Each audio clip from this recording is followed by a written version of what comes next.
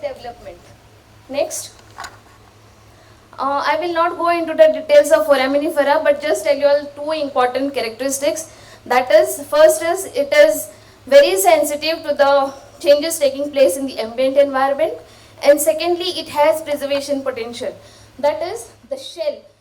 The shell, which is made up of mostly calcium carbonate, it incorporates all the changes taking place within its shell, and therefore we can study the shell also of this organism.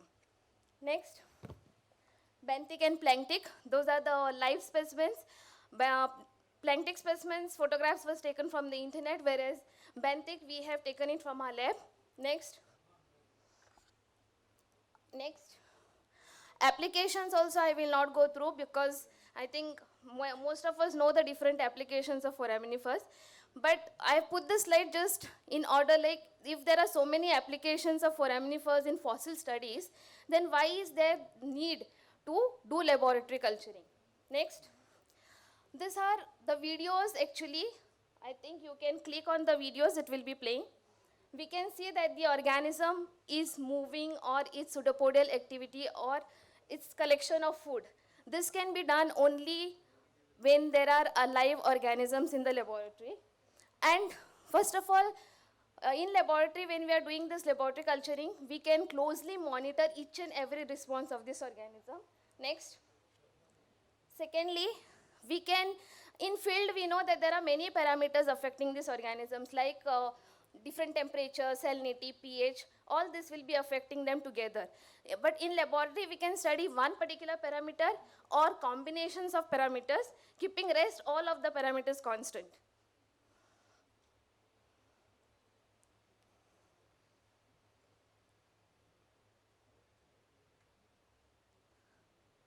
And finally, laboratory culturing can actually be an experimental proof to the field-based studies. Next.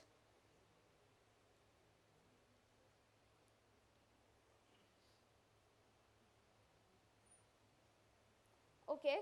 To collect live organisms of benthic foraminifera, we usually have to go diving, that is around maybe 3 to 5 meters water depth, and then we collect the sediment as well as the seagrass present in that area, and then we get it to the laboratory. First we sieve it over there at 1063 micron sieve.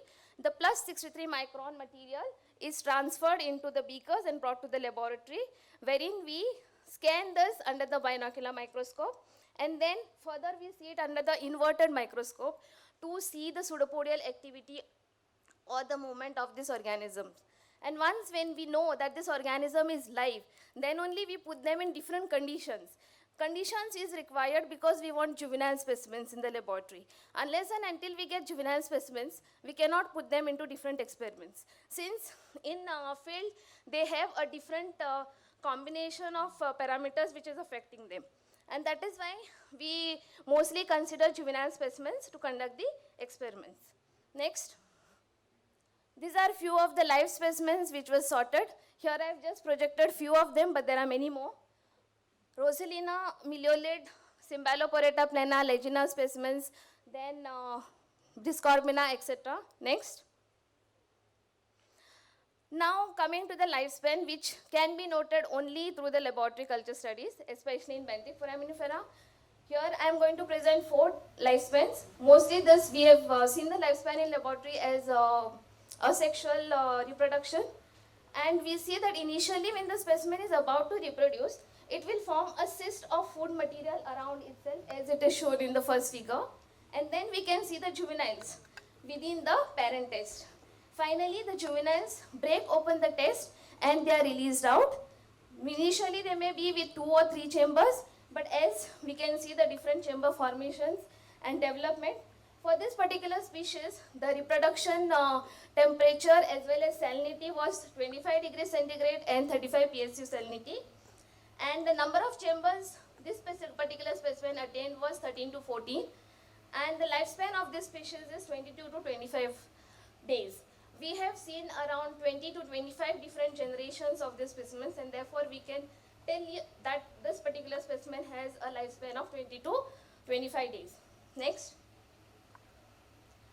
This is the time-lapse video of reproduction which I am showing, just for the new students who have come over here. Not playing.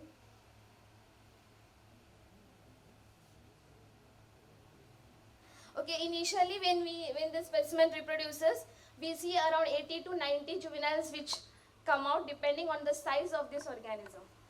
Next.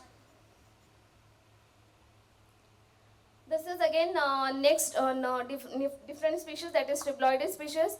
The lifespan of this was noted by Dr. Lynch, and it is one of the smallest or other smallest specimen found in the laboratory, which reproduces within 17 days. The lifespan is very small of this specimen. Next. When this specimen reproduced, it was having only 15 to 20 juveniles present. This time-lapse video was taken at 40x. Next. Again, most of the specimens, whenever they reproduce, we have seen that the test is broken and the juveniles are released out. This is the third specimen, that is Symboloporata plena. The same thing over here also. But in this particular specimen, the chamber arrangement is not in a linear pattern. The chamber formation depends on the food. Suppose if there is more amount of food given when this specimen is there, then the chamber formation will be in any direction. Next.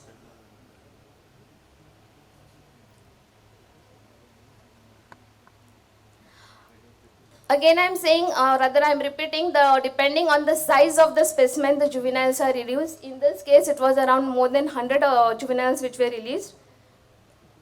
Next.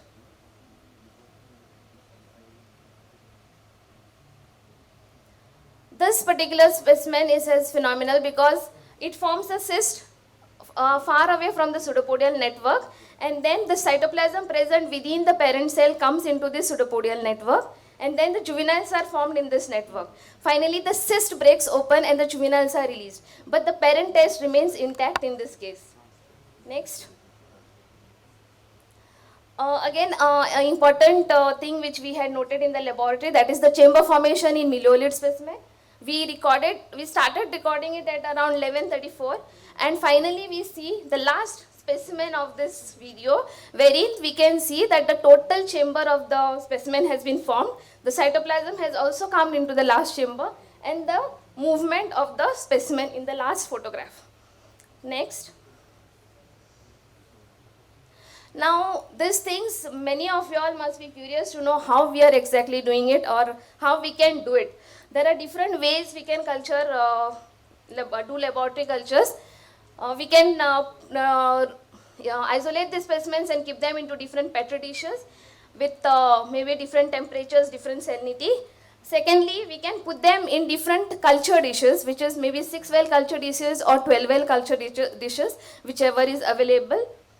Thirdly, we can conduct them into cooling incubators, wherein we can maintain the temperature or range of temperatures. Fourthly, we can subject them to different gas, that is, these experiments can be conducted in multi-gas incubators, wherein carbon dioxide gas as well as nitrogen can be flushed in to maintain the oxygen concentration. And then the last photograph which we can see is of the water baths, wherein again the temperature can be maintained through the different water controllers in the water baths. Next. Now, when I am saying about so much about culturing, but why it should be done? So I am just giving you all two examples regarding this. Suppose if a factory is emitting an pollutant into the sea, and then if a chemical, whoever is doing chemistry go and collects the water sample, but because of tides and waves, the pollutant will be diluted, and therefore its effect will not be known. But if we go and collect the water, even though if the factory is stopping its effluent, that by knowing that somebody is coming to collect the sediment samples, we will know the signatures. That is, these signatures will be present in the test of this organism. That we can make out by collecting the sample close to the factory and away from the factory. When it is close to the factory, we will surely find deformed or abnormal specimens. And when we go away from the factory, we will find the normal specimens. Next. Balla and Nigam 1986 reported abnormalities of specimens as it is seen in the photograph over here. Same way Samir and Aldin 2001 also reported abnormalities of the specimen. But since they have reported these abnormalities, when we did culturing, did we get the similar abnormalities? So therefore we conducted an experiment which is already published, Saraswat et al. 2004 Marine Pollution Bulletin, and then we have seen that we subjected the juveniles of Rosalina specimens to different concentrations of mercury. And finally, we observed that as the concentrations of mercury started increasing, these specimens started becoming abnormal. Initially, if we see, without mercury, the specimen is very normal, but when we come with mercury, the specimen starts becoming abnormal. So then, this provides an experimental proof to the field-based studies. This, yes, because of pollutants or some sudden stress, that the specimens becomes abnormal. Next. Again, another experiment which was conducted by Lynchy, and it is already published, Nigam et al. 2009 Marine Pollution Bulletin. Here, what we did was, we directly subjected the organisms to different concentrations of mercury pollution. This was like sudden stress which was given to the organisms. Because factories, they don't slowly emit the pollutants. They just give a sudden stress. Then in that case also, we observed that the abnormalities were there in these organisms. Next. I explained about pollution, now just moving towards the monsoonal parameters. Paleo-monsoon or other monsoonal studies. In monsoon, we see that sometimes there is weak monsoon, sometimes there is strong monsoon, sometimes there is hardly any monsoon or rather no monsoon at all. So what happens during strong monsoon is, when there is lot of freshwater influx, the salinity changes. If the salinity changes, the pH also changes.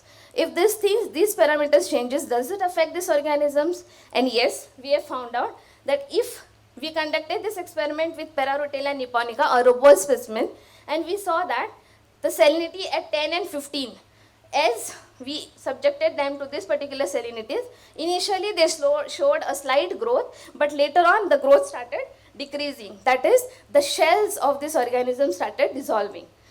Whereas in normal cases, we can see the specimen, we have subjected that to 40 per mil salinity, but that salinity also, it was growing, it was living, but the growth was stunted.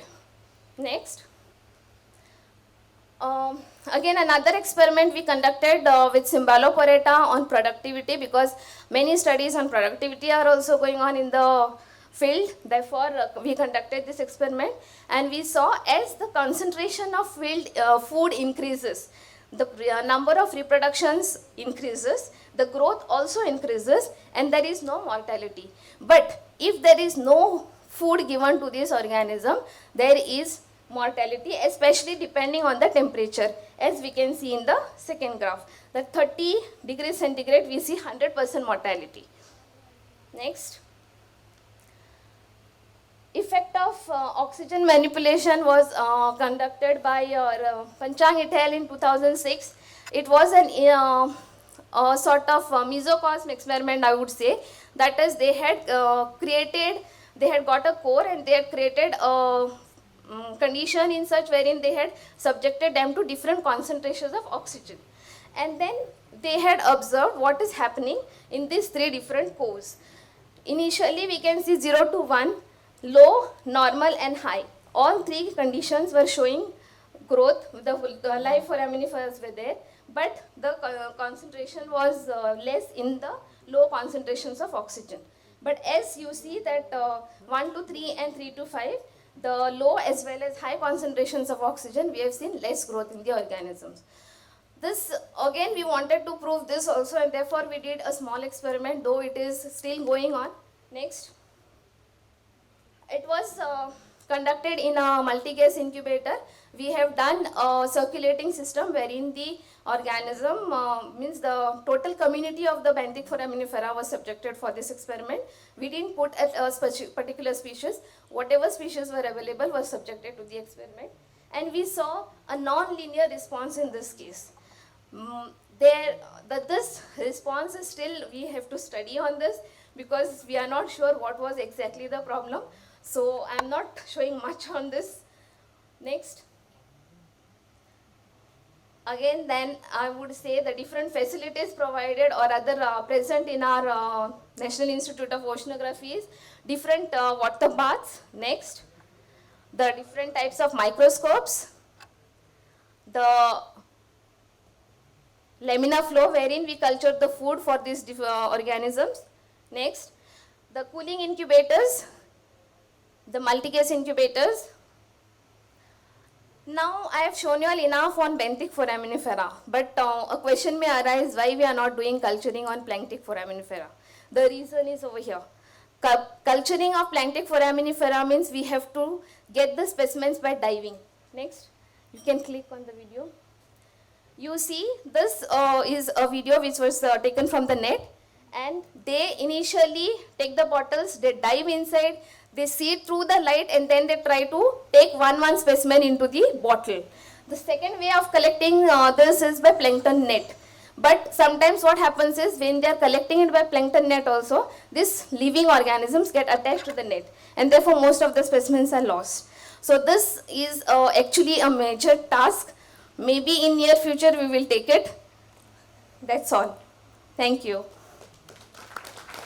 Thank you, Dr. Sujata, for a wonderful presentation. Thank you, sir. On a very exciting field of laboratory culture of foraminifera. Thank you, sir. The presentation is open for audience. Any